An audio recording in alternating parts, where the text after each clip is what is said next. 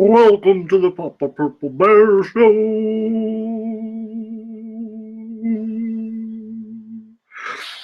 Today we are going to discuss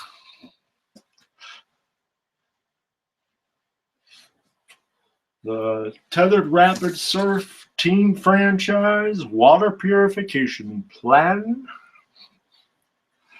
for Tribal Justice on River Tribes through our sport, Tethered Rapid Surfing, the Tethered Together Creative Vision.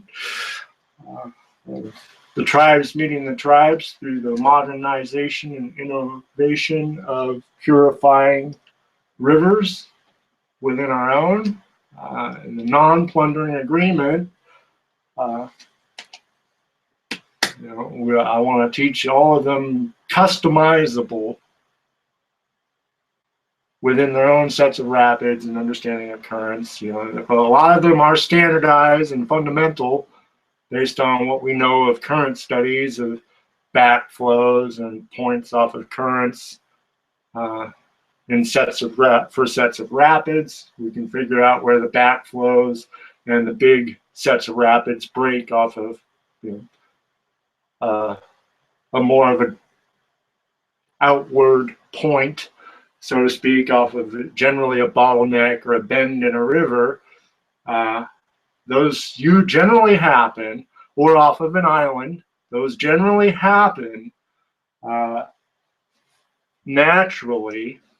I've noticed in our studies and scoutings of over 25 years of tethered rapid surf development to modernize the sport since we discovered bungee and surgical tubing, crossing, and it's a bunch of kids calling all the engineers and fabricators in a pair of shorts, right?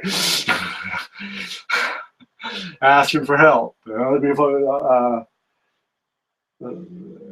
Now we figured out, some things on marketing, developed our own entrepreneurial skills based on studying, and just doing research, writing, and studying river culture throughout the world. We can surmise now how to develop things by hand.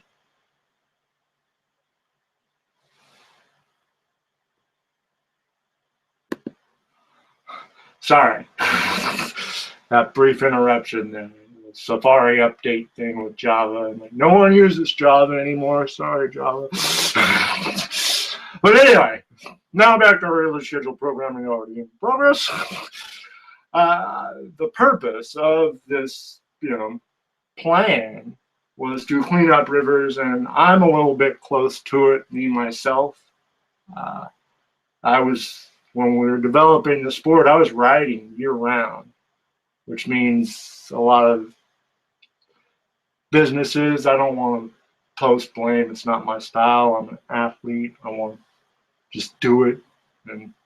But people, I have to learn to discern what people's motives are within what it is I'm doing and deal with all those power struggles and the powers that be that are on rivers or apparently not on rivers but still want to get something for it. But that's neither here nor there. The important thing is this affects long-term future generations of not only good old-fashioned crazy white people tribes on rivers, or we all have something to say on rivers. Rivers, we can say, built civilization in the modern world and the ancient world. That's why the Chinese call their rivers the pillars of civilization. Because it's actually, in point of fact, from there, from the Alps and the Himalayas and the Cascades and the Rockies, those are the strongholds for cultures. It's literally like a river tribe vibe culture that we happen to be able to, adapt and modernize through understand. We call them stretchy things. They're not, we were big guys in shorts, I mean, come on, we didn't want to act like big engineering, and I think that's why they showed us things at a young age, point us in the right direction, show us how to make sure we knew how to draw, and draft, and make, and learn, fat polymers and plastics and wood and how to shape and make, and all the different chemical processing and mixing and proportion to make, to understand the core strengths of industry standard within the board sports making world for our own. Just go to the shop people and they'll tell us. We can hang out with engineers and innovators by a river and sort of, they're glad because they know in the long term that's going to come back to them. They know how to make things by hand and by machine. So that's why I'm doing it this way. Like my dad showed me when I was a kid, drawing on a piece of wood to make sure, measure twice, cut once, as they say. That's why it works that way. Better go long, and then peace will prosper, and we'll have the tribal justice charter that we are speaking of, that will benefit everybody on the river, not just us here in Oregon. Because we could, being here in Eugene and Springfield, keep it all to us. And that's not right. We can lead the rest of the other river tribe vibe people, or both modern and ancient, with respect to the powers that be, both modern and ancient. We can do that and maybe have something to offer, mutually beneficial, this way, and through the franchise entrepreneurial spirit system of capitalism. Because I've never met somebody that didn't want to benefit themselves. No matter how old or young or what tribe they come from or what nation they represent, they want something that's going to benefit themselves. That much is easy to understand about human nature. No matter what you're trying to tip the scales towards for your own. And any warrior code in tribalism or modernization, it's about protecting your own. If you want to be free, go peace within and go peace among, and you will learn more about through this charter that we've been trying to develop, and what I saw with the Tethered Together creative vision, that water connects basically, and it's off of that we all live in society, wherever that society happens to be.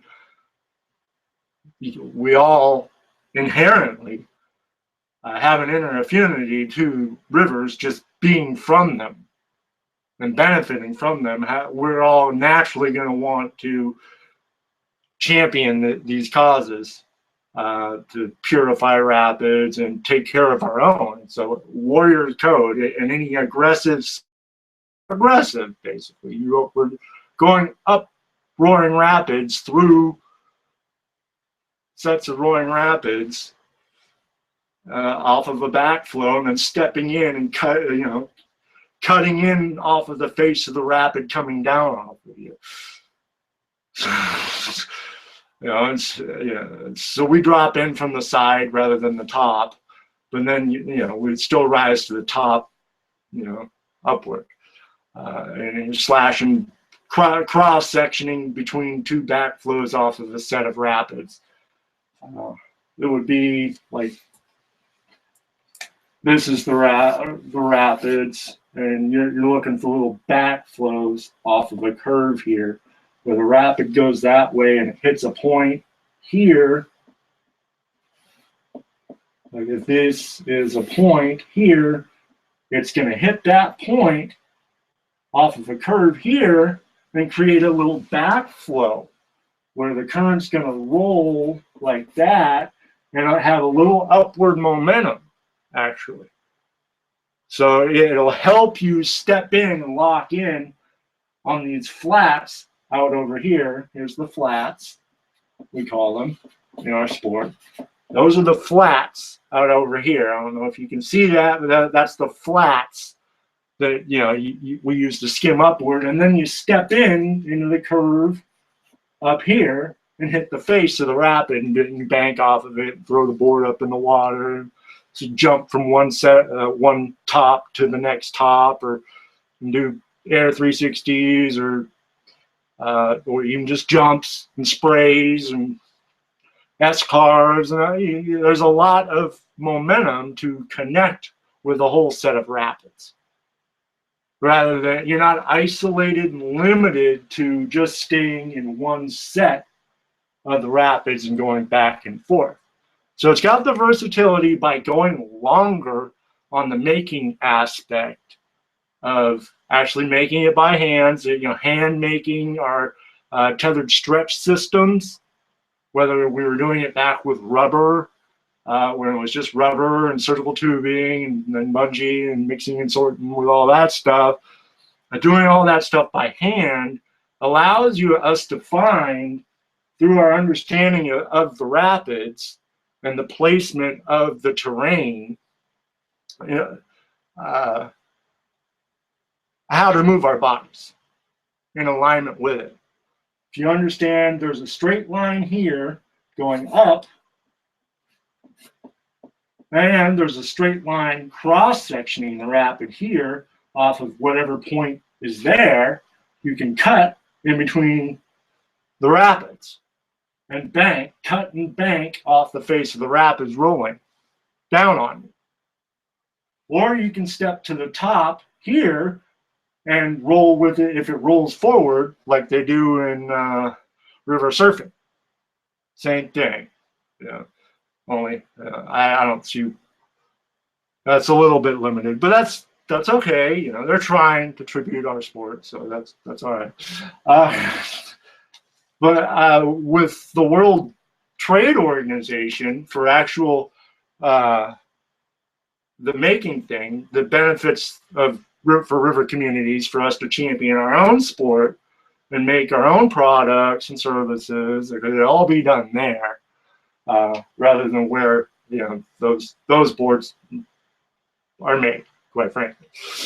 We could, you know, if they'd be willing to split the difference between what they've taken advantage of us for and let us put our boards in their shops, that might be a more ethical maneuver for them, because they're not going to look too good right now trying to, you know, sell all of their boards on our backs, so to speak. Because in the maker world, that was really not okay. But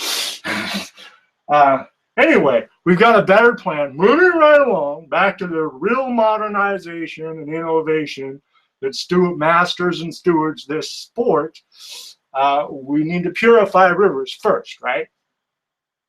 Let's be realistic. I'm not going to send kids, athletic dreamer kids, into rapids like me that had chemicals in them. You know, my body broke out into hives for a whole week, and it was a nightmare. Couldn't sleep. You know, I went and made and wrote and did art and, you know, tried to heal myself that way, and it worked. So there's a lot of things that, you know, I'm just too close to have to explain to people that, you know, I don't trust.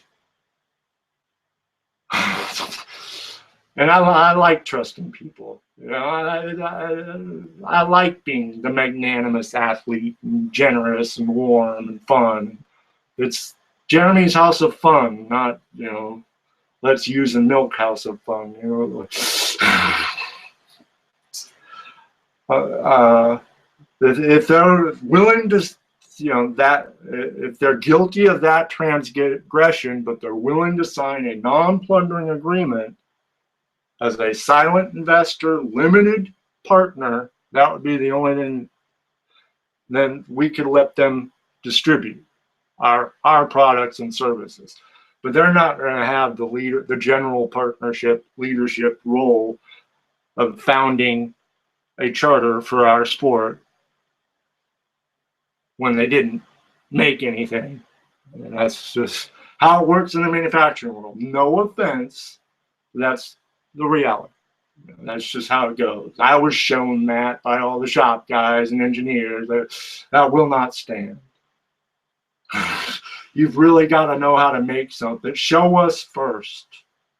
It was funny back before the internet when we could just sort of watch them fake their way through it and pretend we didn't know how to do it, and then just sort of go out and really show them how to do it. You know, after you let them go first. One of the funniest pranks when you're like a little kid in a pair of shorts that went and talked to all the other people that really knew what they were doing already, and someone comes up in front. It was a lot more fun then, you know. But now they can sort of get away with it on the internet, just tag on and fake their way through stuff on the internet. It's like people died to make that sport and risk their lives. Like you know, if I didn't keep my wits about me several times, you know, I could have gotten trapped under that river, taking one of these boards out that I'm drawing the purification system on. Just trying to go by hands-on, maker long. You know, let's go about it in several ways, several drawings, several drafts for different places. Everywhere you go, there's some fundamental things that I want to see happen. The channeling things in a circular motion of the O, not only do they represent some of the biggest American rivers, like the Ohio River and the Willamette River here in Oregon, it's the most, it fits the water stadium idea for our charter. Like long term, you know, we can have like a little stadium complex with a real river marketplace on a river outside where, you know, they can, like different tribes can start traveling the world off of this infrastructure and set up little booths. You know, where we have security and everything. You know, there's going to have to be. There's some other innovation I want to instill too that purifies air for any of the tribal burning runoff. It's been one of the key components of a lot of the things we've learned here in Oregon and within the last 10, 15 years, and of just water management and air management of what we burn, creating carbon. And it was the whole West Coast thing of like them being trapped down in the pit too, with all that carbon just sitting in the whole valley with millions of people. And I would go down there to see my family, and you're just torturing your lungs. Like it'd take a week or two, at least 2-3 days for your lungs to adapt. And it's been miles, you know, it's been being developed, you know, since I was a little kid in my lifetime anyway. A lot of people and a lot of engineers are in the Midwest and in this country and around the world. A lot of Dutch innovation in water management, but we need to really pull together through something that's allows for all of the smaller and medium-sized businesses to come up, so to speak, based off of, you know, some of the medium-sized ones pulling together like it is here in Oregon. I think we're structured, if we lead in the next year or two, to build some of these water management plans that are not big, like not a big, huge dam that's going to close off a whole river or anything. But what it'll do for like the River Tribe vibes, and I can make films off of the River Tribe vibes, doing it using their music and their tribal dances and putting their art and glyphs on boards. And it's all, you know, a nice, well-researched and well-planned, since I was a little kid, charter. We can get to the point for the catalog.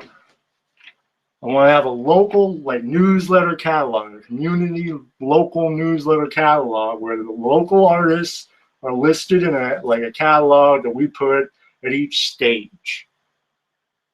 for having events. So the local artists and makers and local shops stay there so they can take care of their families and live off of it that way, right?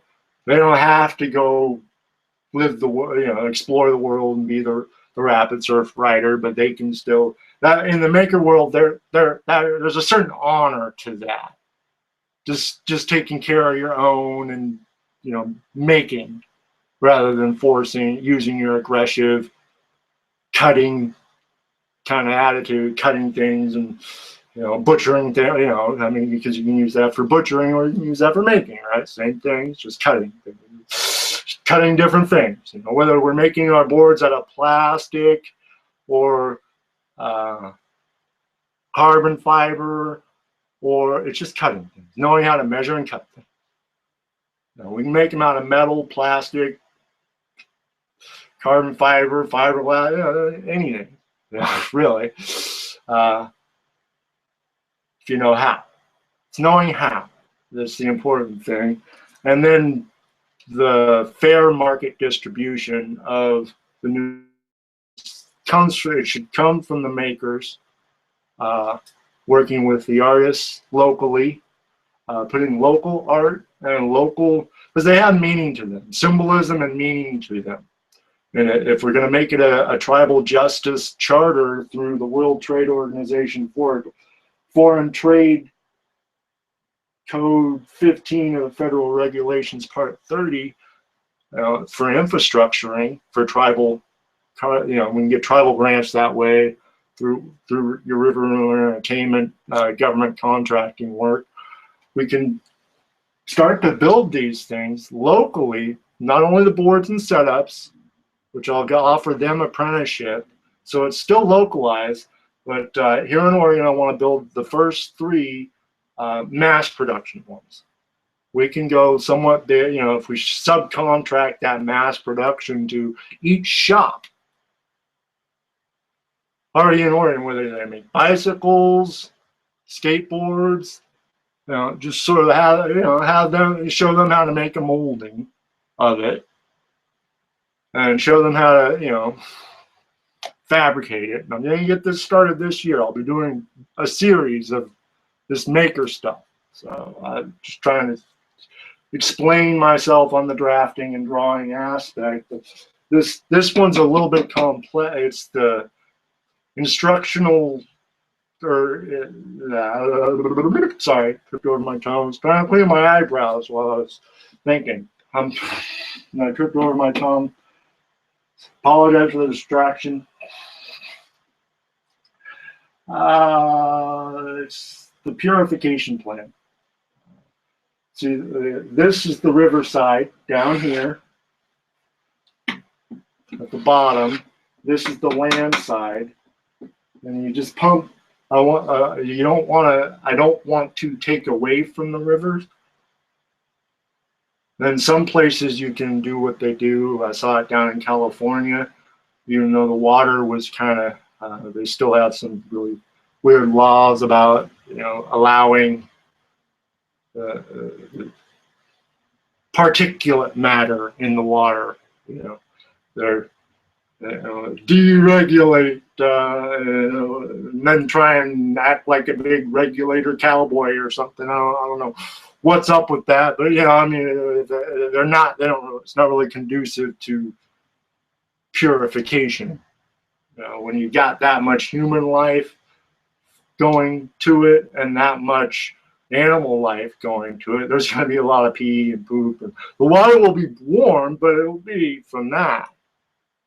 And it might look all right in a photo, but you'll be basically swimming in your own poop and pee, or animals poop and pee, like cows and donkeys. And that's been my whole deal with the Southwest, and why I think studying the cultural aspect was the key point to develop and market and franchise the sport within them is, well, as a crazy white guy, we got to say we've learned from our mistakes and innovation. If we can't learn from our mistakes, we can't really call it intellectual work. There's a lot of things on rivers that have poisoned them, that we are responsible and should be hold ourselves accountable for. The more I study it, the more I see what we've learned, nobody does everything right. But it's our acceptance of our differences that will prosper peace. In individuality, you find freedom. We can do it and make it ourselves and show others to do it and make it themselves. Like one of the good books says, feed them the fish for a day, they'll find their own way, so to speak. I'm not here to wax poetic or get religious or anything, but just as a cold intellectual who happenstance realistically stumbled on to all of my cultural studies, just following rivers and trying to make within the soul image of the sport, I called it. Just see it for what it is and make within that. We can go through parks and recreation here in the States as well to charter a sport. Just have little city parks set up and state parks set up where you can have little river slab rock hangouts where you bring chairs and towels. I use a little pad. It is hard on the shores. And the noggin if you clip a rapid and fall onto a rock or something. So it's something you want to keep hands-on. It's a service, a quality service. I mean, we need real specialized, skilled, talented people that hands-on show people how to charter this. It's not something you can be that lax about. You have to literally self-propel yourself up a set of rapids. Like hold on underneath, and from beneath we tether together with above and rise to it. If you can rise to that occasion, we can do it. It's the same thing with the making. It's got that, if the river's flowing that way, well, we can create a canal along the side that comes in here and pump it in upriver, so the river gets a little bit bigger, so you can have a riding spot that's pure out here, pure long term out here. So you're puring the river that you're sending downstream, purifying the river that you're going downstream by doubling it and you can create rapids out here in the current by creating little islands and stuff. But you'll have the stadium here. So this will be natural, something that they can, people can explore on the outside. The people it'll be for them, wherever it's at, so to speak. Like all of their culture and all their stuff like that. But inside, underneath, see, this is the underneath part, all this whole drawing, but on the walls that come up, they'll either be like a whatever, like I said, whatever a marketplace there would look like, architecturally speaking. Whether they use bricklayers or cobblestone and stonework, or within where it's at. That's all, or woodwork, or bamboo work, or little huts, river huts, or whatever the case may be. I want it to be, though, a cultural exchange, like have multiple stages and multiple laid out in the whole floor plan, basically. So have the workflow of the making be like whether you're making have each workstation that makes the boards and the setups, whatever you're making for it out of, whether it's our I want to keep it away or take it away from some of the wood because I've worked in mills and just the feel of it and out of respect for their create, we want that to be for homes. That's not for leisure because it's wasteful to go. I mean, I was making like a board every week when I was riding, hardcore riding every year. I mean, well, I would send it. I had like 10, 15 people riding that board every day with me, but it's not all of them. It would smash against the rocks and get destroyed. We need something that can outstand and with last. If the sport's going to grow and evolve, they have to be able to trust reliable equipment. We can either put a bumper here, on the front. I had some techniques for that too that prevents some of that. The innovation for the whole sport, when we look at it for what it actually is, rather than what we wish it was, has got a lot of room for multi-layered product lines. Like, I didn't think of all this stuff at River Entertainment. Like, some of it I have to subcontract, like everywhere else I go, even here in Oregon. Like, I didn't think of all the product lines. Dan Bryant from the NRBA thought of some of the more safety feature-oriented safety line bag product line that you put in the setup, and if that setup breaks, it has a little catch release thing that, where it catches itself so it doesn't float away downriver. Brilliant. I mean, collectively, this is just a system for us to have a meeting of the tribes and purify rivers in the modern world and actually modernize our sport, master, steward, and modernize our sport, and bring and invite all of the other tribes along.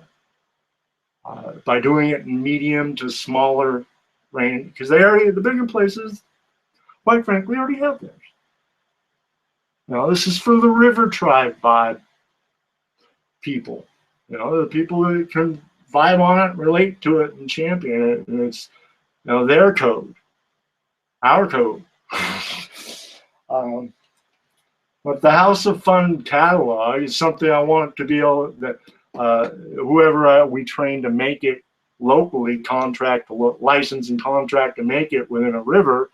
We'll always go to the shops like we did when we were going scouting out rivers in the early years. Go check out the bookstores and the shops and all the people that make stuff, the intellectual people. Check out their local businesses, see what they're into, see if it's viable. Just do your ground up homework, your legwork, basically. It's easier for us to relate to them when we do it that way, rather than just assume that they're going to relate to us because we're from such a bigger place than them. I want to take out that arrogant assumption thing and just sort of let them use it as a platform and charter system to empower tribal justice. And start negotiating peace treaties and global deals through our charter. Basically, sports for peace. I know we're not the only sport that's thinking like that. We live in different times now. We have ways to communicate with everybody in the world as Americans and city people, and we should do it in a local way, though. But learn about the locals as we explore and share and grant the opportunities and license the makers and distributors and marketing people, and grant interviews and perform our shows and trade shows. But I want to do a whole community theater too, so they can, because for kids, they want the House of Fun thing is a little bit easier to understand and a little bit safer for them to understand just doing something on dry land before you chuck them out in the rapids. You could have chucked me out there when I was 4 or 5 years old and I would have swam like nothing. But that's me. And there's plenty of other guys like me too. But just so we have an understanding of that quality of service to market and sell our sports together, we need to be real. I mean, it's rocks and rapids. That's the reality of the situation. 9 times out of 10, not that we can't find, and even in the building, like make a safe place for them, where, you know, it could even be padded, wall padded. I mean, they do, like, you know, little surf stadiums now. All we need is actual, because rapids purify. You go to it's the perpetual motion of rapids, and our balance and with the rapids, as the athletes, or the skin we're in, so to speak, is to evolve our sport within it like that, to match that momentum, that consistency and momentum, and be the rock within, you know, before you understand what's going on with it. You have to be more, we have to try and be more composed for stability for where we go. Because if we go in, we try and rush everybody through it to get the money, it doesn't seem to go that well. There's been at least, I'm not going to name names, but there's been at least 5, 10, back when they were calling it riverboarding, before they tried to change the name so they could sell more of their sports. Back when they were calling it riverboarding, there's been several that started, you know, before the internet even. Some guy in Texas was tying board off and standing on a river, and it's been being done for a very long time. But for them to get their due, we have to find something that's relatable to the locations. We have to make it market viable, so to speak. As sports leaders and business leaders now, we have to sort of grow up and champion something in a different way. And myself included. You know, it's easy. It was easy to be naive, playful, and curious and explorative, and just, you know, naively call every engineer you could in the phone book, and you know, spilling the beans about the whole sport. It was kind of, you know, you're a kid in a pair of shorts. Well, what do you got to lose? You know, I mean, that's naive. But it's a blend. You know, it's also the purity of it, like the soul of it, that vibe that it has to offer. That connection to it. It is that personal. Our sport is up close and personable with a set of rapids. People will love that. Water really is that sacred to them. And if we purify it, start using our charter to negotiate, to purify rivers, to learn from our mistakes on rivers, we can really make a difference. I know it's naive, and we have to, but like I said, you have to trust somebody. Nothing gets new unless you try it. Nothing ventured, nothing gained. You have to trust somebody somewhere. You have to try something new somewhere. Somebody has to be the first. And it usually is. Someone could be brave, could be folly, you know.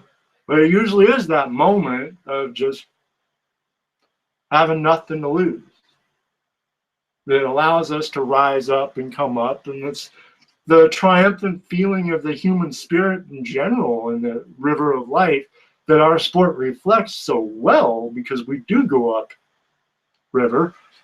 That allows us to offer that, not only the feeling of touching them and the physical expression of that, we also have, as makers of our own setups and boards in the catalog, and there's several of them. There's about 15 different shapes that I've seen people use myself included. And some of them I thought of at like 2 o'clock in the morning in high school or something. But most of them are, though, just that willingness to explore and meet and greet all of the other river tribes. We're better off trusting. We learn more. We fight over the same ideas, we're just going to be, I mean, that's like, to the victor goes the spoils, but the meat's spoiled at that point, you know? I mean, what you're getting is spoiled. It ruins it. This is, I'm trying to devise and even invoke high-handed encroachment, if I have to, where it's for for those that do. I want to speak out, but I don't want to mislead or let my own naivete, so to speak, let someone set themselves up for disappointment and think that it's going to be easy, because it's not. It's just not. Really fun, and fun at all levels, yes. Even when I was, holding on to the rapids, flying face first and face planting right into a rapid, and they knocked me around, and I just hold on, fight it all the way back, being dragged across the bottom, and climb on the dang thing, and wrestle it all the way back up to the top. Even that was fun, believe it or not. But I'm me, not everyone's going to do things like that. That's okay. But we just need to be aware. I probably should have spoke up a little sooner. I mean, there were people that died, and I didn't want that on my conscience. That's why I didn't speak up. But it happened anyway, And now that they're trying to, I don't know what some people are trying to do with it. It's not my business. I just want to be able to set up a safe environment for future generations. That was our, because it's never going to be safe doing it out here in the actual river, Roaring Rapids rivers. You got people coming down the river all the time. You got to deal with all those river people traffic, and even if you accidentally let go of your board when you're stretched all the way back and it goes flying up the river, what if someone's coming down at that exact same moment? I know it's a what if, but I've seen that. I can react and respond. I was Hawkeye-ing that like you wouldn't believe. I punched the board down and hit it out of the water, or kicked the board down before it hit somebody, or it's right there. But if I'm not, I happen to turn my head and, be talking to some girl or something, bad things can happen. So we have to be aware, and it's going to. It's inevitable. The cat's already out of the bag, so to speak. However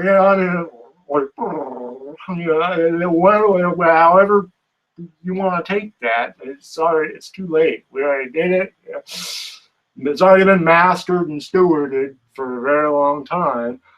Let's just be more efficient and effective at making it safer, because we're never going to make it totally safe. Like Dan Bryant contributed his safety feature. Mine was collaboratively done with several different people, so I can't really say it's mine. That's why I think a charter will work better. A trademark and a charter, not only will it relate to tribes who still use symbolism and pictures, it just represents a little bit better for all of us, rather than me trying to convince so much. Because I'm still struggling with how to explain these drawings in a video with having to talk. I mean, I can give you a video presentation of it with voiceovers and flip books, but it's not gonna. I don't learn that way. I didn't learn it that way. I was a people person. This is like a marketing entertainment charter. I just happen to know how to make things. I was a farm boy athlete, River Valley farm boy athlete that had to make things. So, and that I strongly believe, I'm not saying, but I think it's They're in a better position because they've lived on rivers their whole life that we have. If we reach out to those smaller to medium-sized river valley people, modern and old, if we reach out to them, chances are highly likely that they'll stick with it long term. It's for their own that way. So just be magnanimous. If you want to speak about our sport, understand and listen first, always, because that spot that they might be telling you about is probably totally different than the one we're used to. We're going to need a different shape and a different set up stretch system to tether to. Different lengths and stuff. It has to be customizable and hands-on that way. The buildings are, like I say, going to be subcontracted and done in collaboration with local contractors. Now, as far as the making of the boards and setups and the local shops and stuff like that are part of the charter for them. Like I'm thinking about at least a couple of years because I want to show them how to scout out and ride more than just a local spot. But it does come from like knowing every in and out at your local spot, even if it's different than our local spot. The more you can know every little detail about your own spot, the better you'll be able to point and peg and spot how to tether a tethered rapid surf system to a different set of rapids. So it has to be, that quality of service and efficiency and effectiveness. Then they can quicken the intellectual work of it a lot better. Then they'll be able to understand. You have to have a reference point, intellectually speaking. Any research you do sort of research around it on your own. Like, either use videography or photography, or because I used to look at like how you would tie off, where we would tie off, and measure the camera. Like, okay, for every move that I did, sort of storyboard it, with photography and videography, and that teaches you how to teach others. Just knowing the math, simple math and measurement of the distances of travel, and it's not always accurate. I mean, you can go into trig, because it's a moving flow. If you want, you can do our whole sport according to trigonometry too. But we don't have to explain that and prove that to anybody. All we need to do is set an example of something that's going to allow them to try it too. We need a lot of help. Actually, they can't be bought out by someone else. It has to come from within. It's the core strength that empowered and allowed the sport to happen was the shapers of these boards and setups that I've collected in over 25 years in my study and research of the sport. That's was being done a long time after me, and will be done a long time. Was done a long time before me as well. I just was a performing artist from a family of performing artists, and an artist to begin with. I knew how to make things. I was an old farm boy athlete, maker personality to begin with. But I don't like having to defend myself with that. The basic drawings and handle options are based on your own body. Because it is your body versus the rapids to stretch out. You're holding your own body weight versus the rapids to stretch out.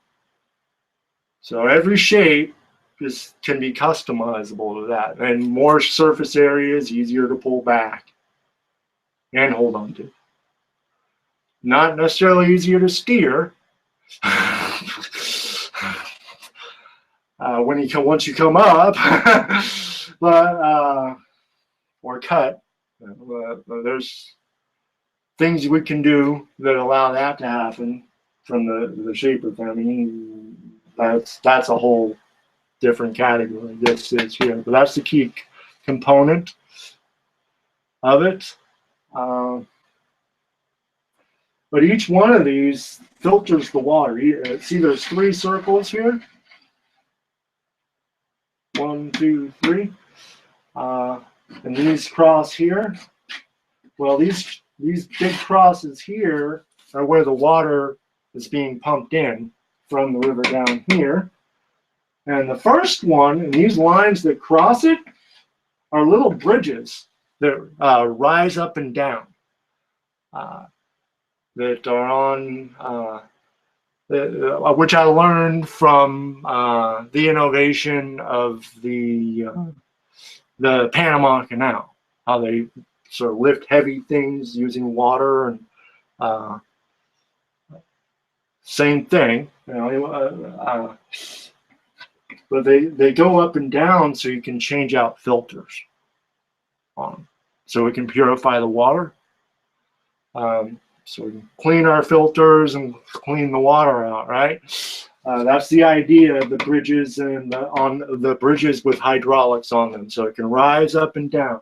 And then you can tie off to the bridges because the pumps, not only will you have filters and pumps that sort of flow the water in a circle, you can have little, if we use smaller, what do you call them? Generators. Smaller generators with pumps and in a tube that you can rise up and down. A bunch of small ones that have, like, if you look at like the jets of like say a hot tub or something like that.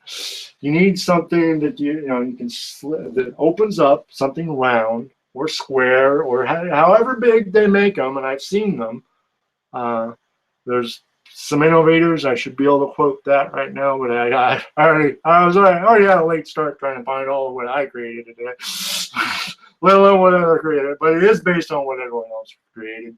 To the Dutch innovation and all that stuff I mentioned earlier, and all the people that live on rivers just looking out for their own best interests, basically. But the idea with this round stuff is you can have here in the, like this first one is the one where the energy is created. Like, you don't tie off there. These other bridges on the inside one, on the third loop, or the second to third loop, well, that's where the water pumps through. Those ones pump through, and there's no energy that's created there because we'll have purifiers in the water purifiers in the line, but we won't have the generators in the line because you want a fail-safe, a control room fail-safe that, like in the National Institute of Technology, they use that. Like when we had our local here, when we had the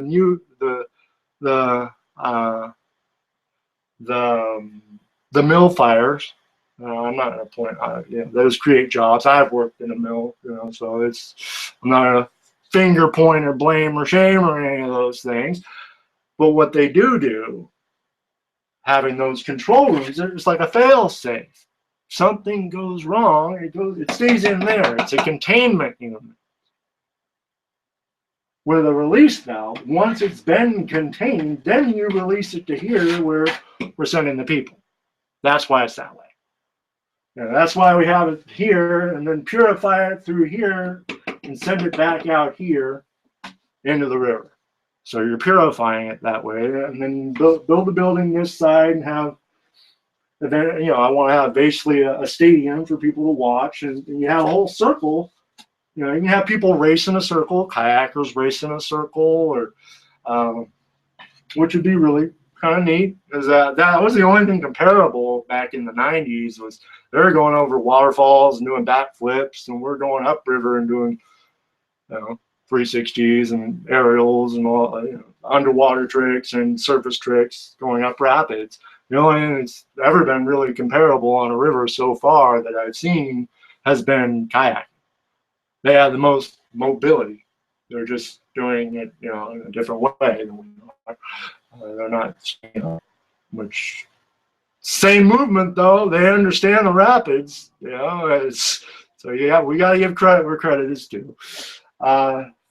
With that, you know, there's it's just the design itself should probably stay within river water sports. Although we could have in the flat water, like they do in the Olympics, the paddle boarders racing, like, you know, just a 50-yard paddleboard race or whatever, you know, like they do, or canoe races or what, you know, whatever. You got to understand what's already in river cultures. Like I say, it's a cultural charter.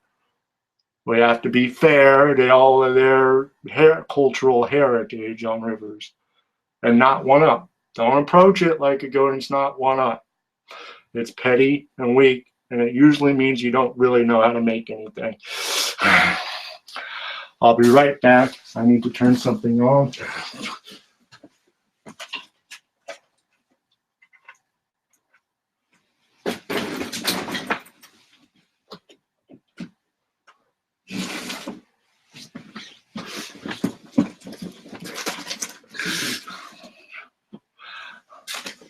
Battery's getting low on the computer. I'm not sure why I'm not getting juice. But I think that's the basic idea for today. I mean, that's my first draft on a board. And let's see, the tubes I was talking about, you know, I basically draw a quick hand drawing of the tube.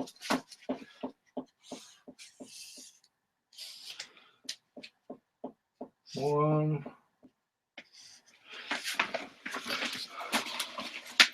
You know, pump.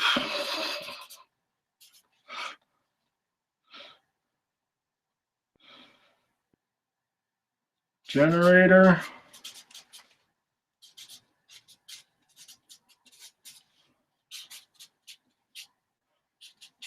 Filter. And by sticking with small to medium, you know, that's on the inside, and then you just take out the generator on the one where the people are at. That's the basic premise of it.